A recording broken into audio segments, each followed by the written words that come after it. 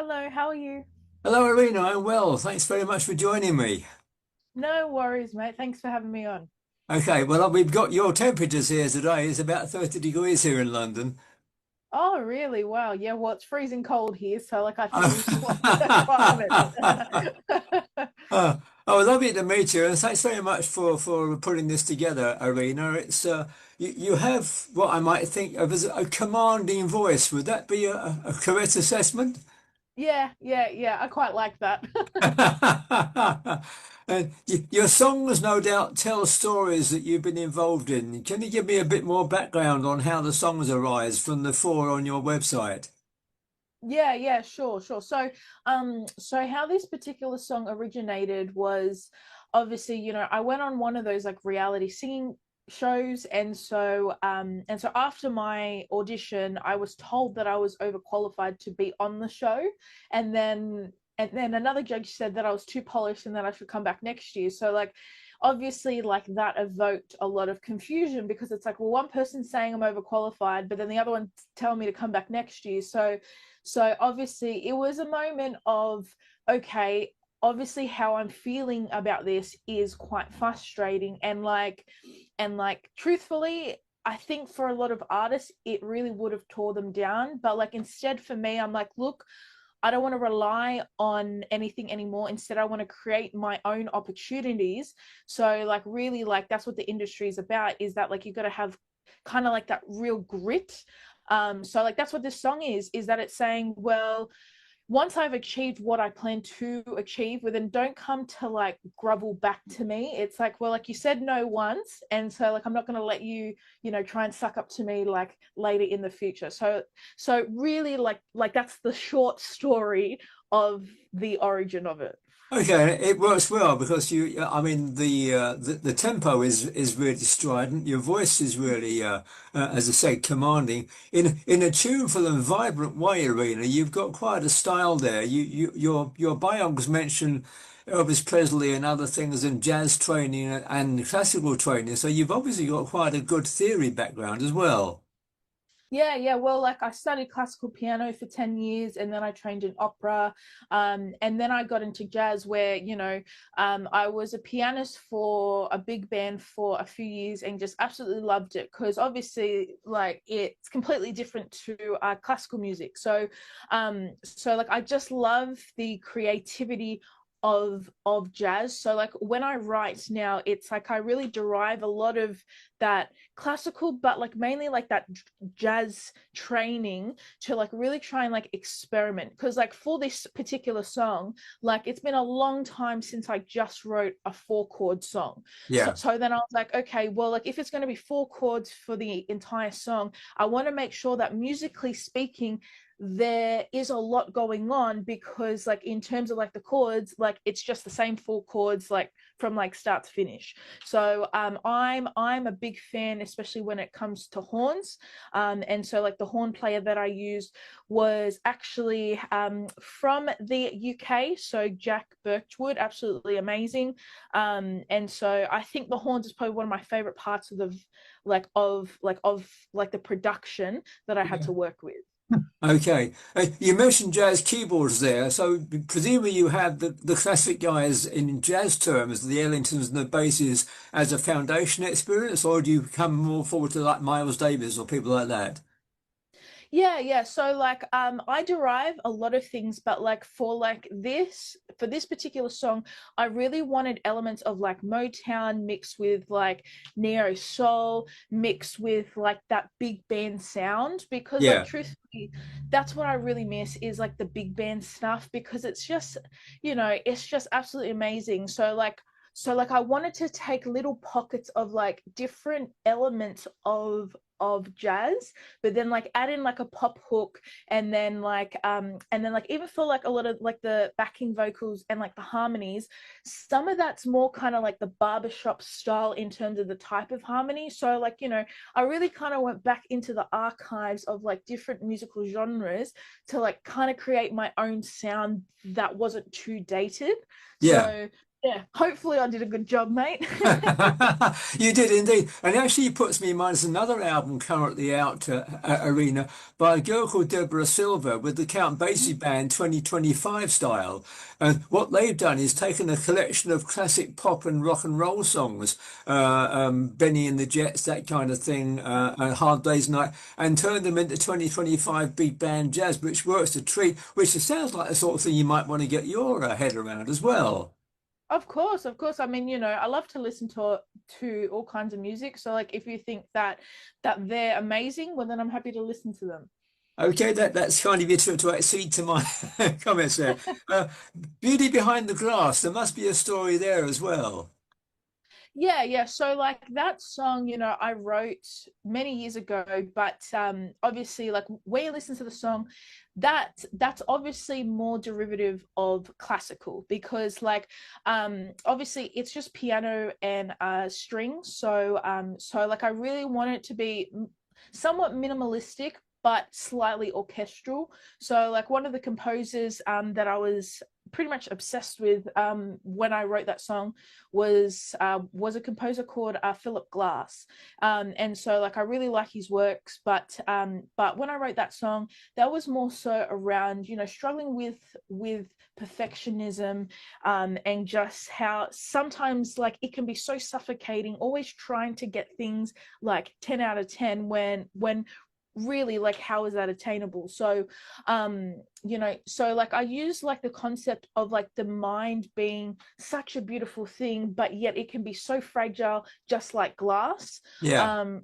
So look, I think lyrically, A Beauty Behind Glass is probably one of my favorites lyrically because it is slightly more on the poetic side with like a lot of symbolism, but like it does have like that orchestral sense to it. Obviously, a very different sound to what I'm producing now, which is mainly like that jazz fusion soul. Yeah. But like I would love to eventually produce a more orchestral based album.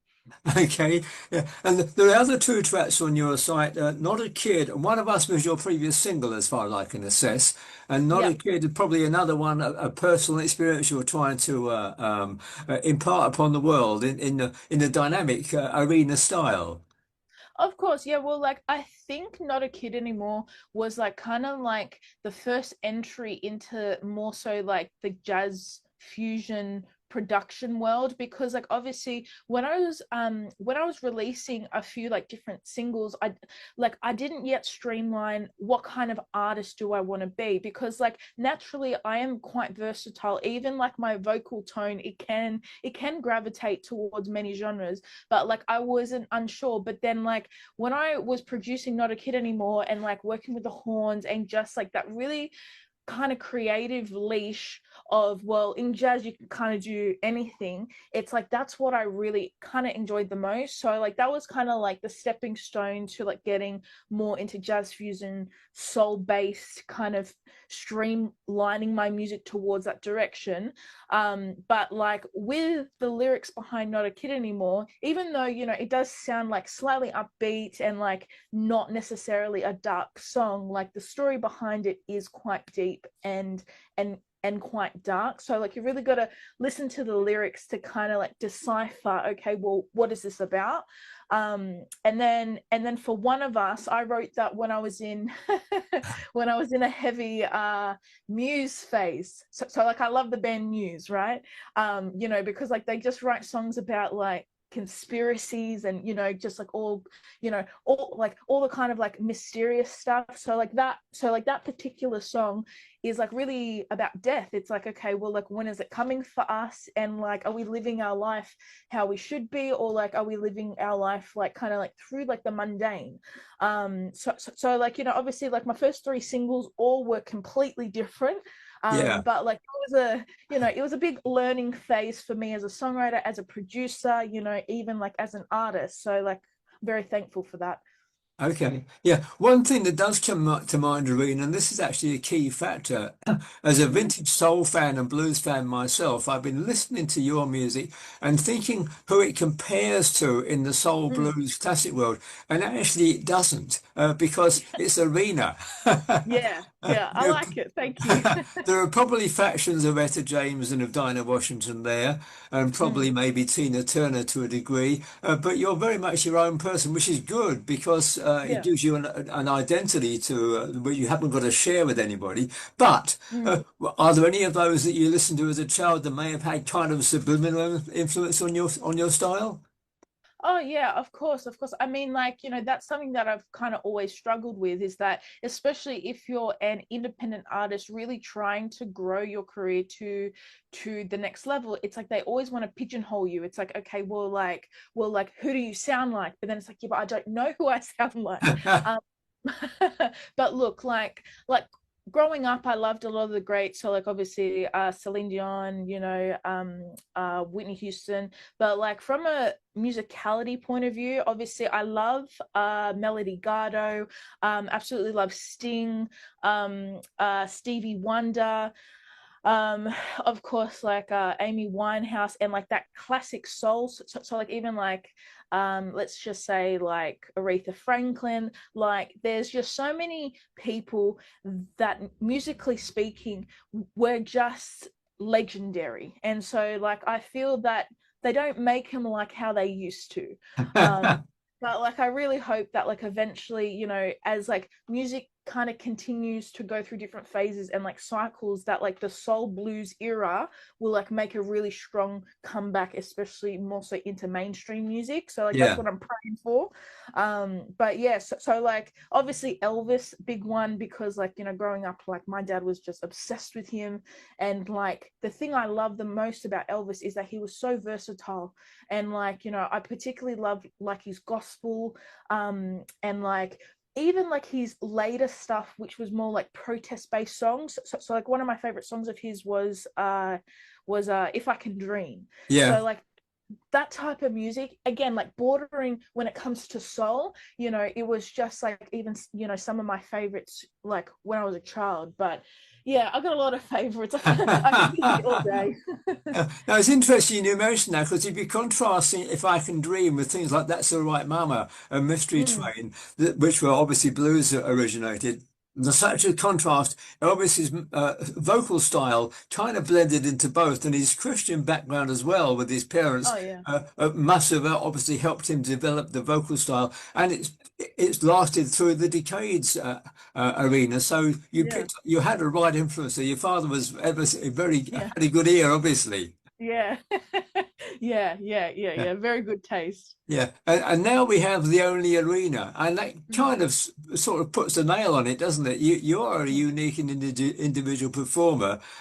You've caught my ear for sure across the other Thank side of you. the world. And what's the next on your agenda? You presume you got an album coming up as well, and maybe world tours as well?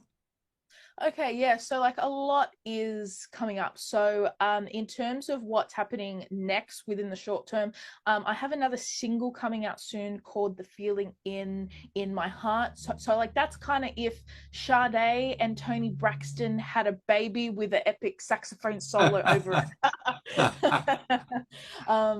So like that one's coming out probably within the next 6 to 8 weeks, but like I'll let you know the exact date soon. So like that's coming out, and then like after that, I'm working towards polishing off my album, which I've cheekily called Overqualified. So yeah. So like I'm hoping that will come out probably early next year. But like it essentially has a mix of big band, blues, soul, and like elements of smooth jazz. So like it's definitely eclectic. And obviously like I didn't want it to be dated. So like I have added like slightly modern elements to it so that it could hit kind of a broader demographic. But yeah, a lot of time, a lot of love, a lot of money. So I hope that people love it just as much as I love producing it. Well, that's good. What I'm glad is that I'm pleased I ticked the little box on your PR site that says interview because I thoroughly enjoyed this last quarter of an hour or so, Irina. Well, You're a thank lovely you. person to talk to. You've got an engaging personality and really vibrant music as well. I Mm. really do hope you can get across to this side of the planet at some point. Any plans?